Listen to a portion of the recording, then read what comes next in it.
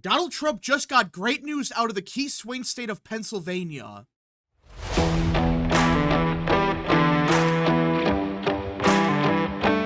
What is up, people of the internet? It is me, Real American, back again with a new video, and today we have to talk about the 2024 presidential election because Donald Trump has great news out of Pennsylvania. Yeah, that's right. Pennsylvania is undoubtedly a key swing state, and you could argue it's a must-win state for both campaigns. Like, if Trump wins Pennsylvania, more than likely he wins the presidency, and vice versa. If Harris wins Pennsylvania, more than likely she wins the presidency. Well, we just got brand new numbers out of Pennsylvania, and it is bad for Democrats. I'm talking about a complete and total disaster. Look at this. Mail-in ballot requests from 2020 to 2024. And these are from the exact same time frame, roughly 50 days out from Election Day. Look at these numbers. In 2020, at this same time frame, Republicans had 376,000 requests. Democrats had roughly 1.1 million. Look at 2024. Republicans went down by roughly 50,000 votes. They're at around 321,000. Democrats, as of now, are below 800,000. Yeah, that's right.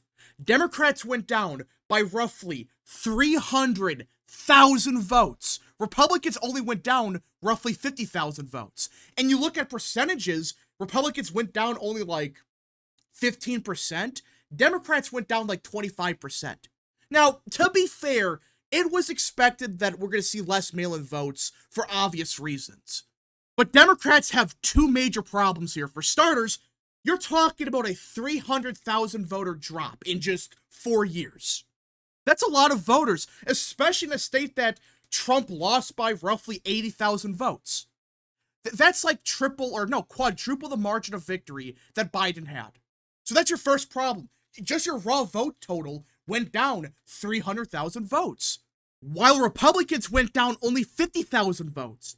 So that's like a net swing of 240,000 votes. That's a big deal. But secondly, look at the percentage. Like, Republicans went down roughly 12 to 15% or whatever it was. Democrats went down 20 to 25%. So it's not just, it's because there's no COVID. That's part of it. But if it was just because of COVID, you would see roughly the same percentage. Not Republicans are down 15%, but Democrats are down 25%. You should see roughly the same margin. But you don't. You see the opposite. You see Republicans gaining percentage-wise. And it's getting worse for Democrats with each passing day. Look at this. On the first day of the request, it was, 64% Democrat, 25.5% Republican. Now, it's below 64% Democrat, and it's almost 26% Republican. So with each passing day, just like North Carolina, it's trending Republican. You see the problem? So not only is the vote share just way down, but the percentages are just awful for Democrats. It's trending against them. While Republicans, they're gaining. For crying out loud, look at 2022. These are the final numbers, not 50 days before Election Day. These are finals. And Republicans had below 300,000 requests and only 21%. So that means, compared to 2022, Republicans have already requested more mail-in ballots than the entirety of 2022 in Pennsylvania. While Democrats, they haven't. They're going to, obviously, but Republicans already cracked 300,000. They're already at 330,000. While Democrats, they're still 200,000 votes shy from their total in 2022. I know things can change, but does this really look like an enthusiasm surge? When the mail-in requests, they're trending Republican, the total requests are way down, and Republicans, just raw vote-wise, they're up compared to 2022. While Democrats, they're going to be above their numbers from 22, obviously, but it's going to be a while. This is bad because this vote block, mail-in votes in Pennsylvania, they're the reason Dr. Oz lost the Senate race. That's a fact. For crying out loud. Oz lost this vote by like 40 or 50 points. It was something crazy like that. And if it wasn't for the mail-in votes, Oz would have won. Because a lot of these votes were before the debate, which everyone agrees was a complete disaster for Fetterman. That's why it's not good for Democrats that they are way behind where they should be. They should be at 65% of the total. They should be at roughly 1 million requests right now, but they're not. Republicans, at the bare minimum, they have at least kind of learned, oh, wait a minute, we should use mail-in voting. If we can use it, use it. You could get people out to vote that would probably not vote otherwise. While Democrats, they may be more reliant on Election Day. That's possible, but do you really think a drop-off of this magnitude is just explained as, well, they're going to vote on Election Day? I guess it's possible, but if this was just because of people using mail-in ballots less, you would expect the drop to be even. 20% drop with Republicans, roughly 20% with Democrats. Not Democrats are down 25%, but Republicans are down like 12%. No, you should be seeing roughly the same drop-off. But right now, you're not. These are bad numbers for Democrats because, like I said, it's not just, it's a drop-off from both parties.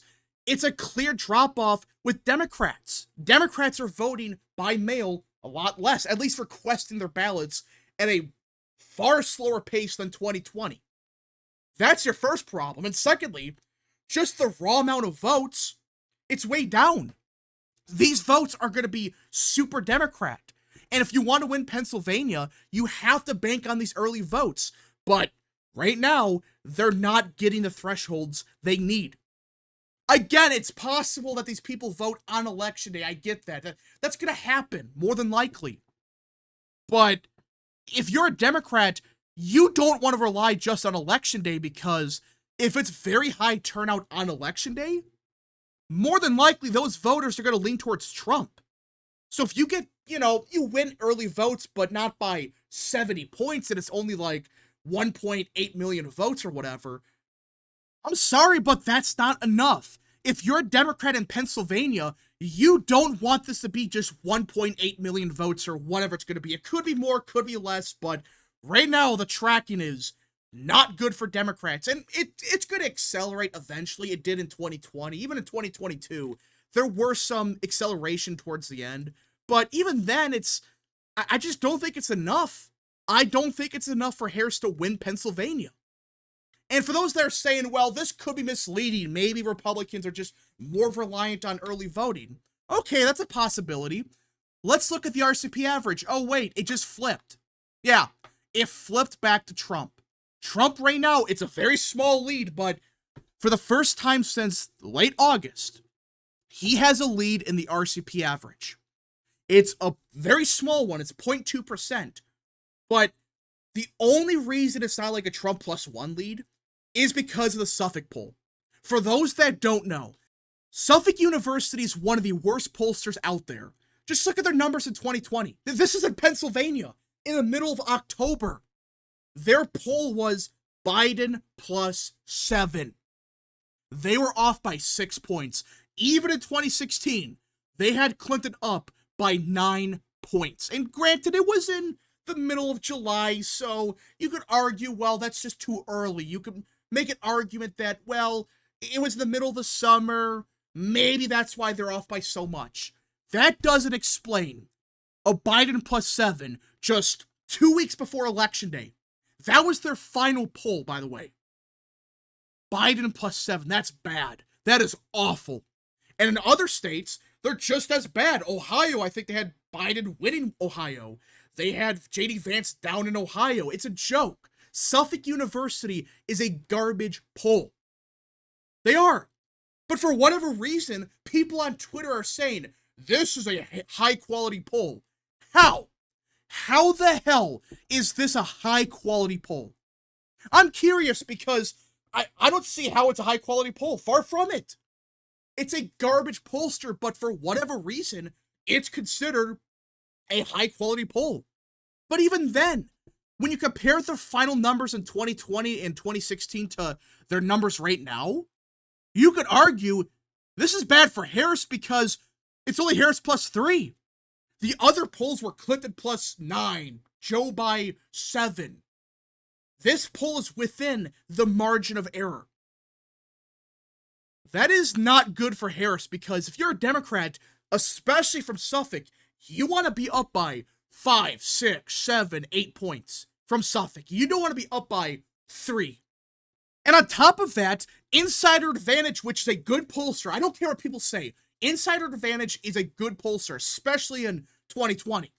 Their final 2020 poll was, Trump +2, they're off by 3 points. Whoop-de-frickin-do.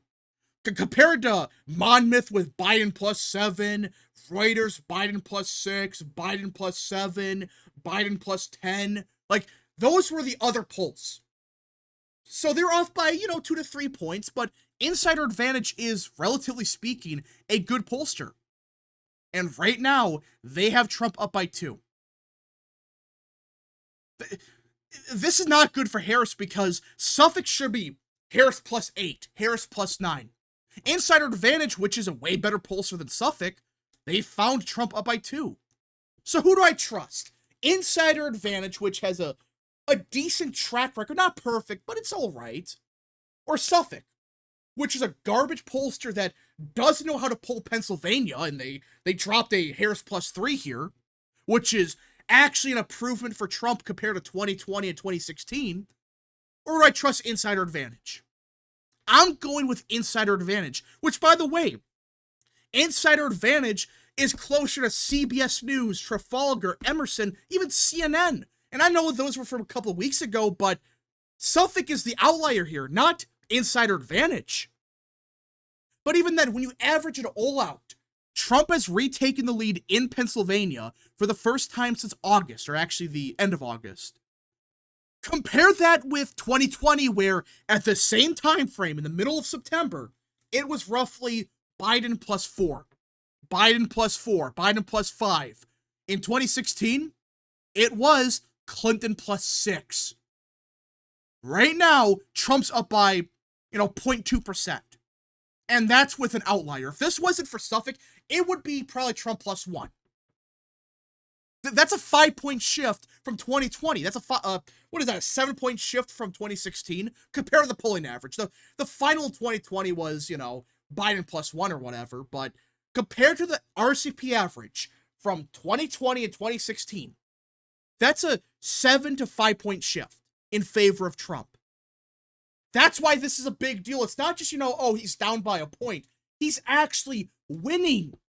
Despite Suffolk pushing a garbage poll out that had Harris up by 3, which compared to everyone else is an outlier, despite that, RCP still has Trump with a lead. It's a small one, but compared to 2020 and 2016, this is a big lead for him. But we gotta see what happens. Maybe it's a fluke, but when you look at the early voting, you look at even the polls now, does this scream a Harris surge? Does this scream a landslide for her? No. At best, you could argue it looks like a 50-50 race. But when you look at the early vote numbers, it looks like a disaster. Anyways, folks, thank you so much for watching. If you guys did enjoy this video, smash the like button down below, subscribe, share with your friends, hit that little bell, follow the social media accounts in the description down below, and of course, join the channel today. Godspeed to all of you.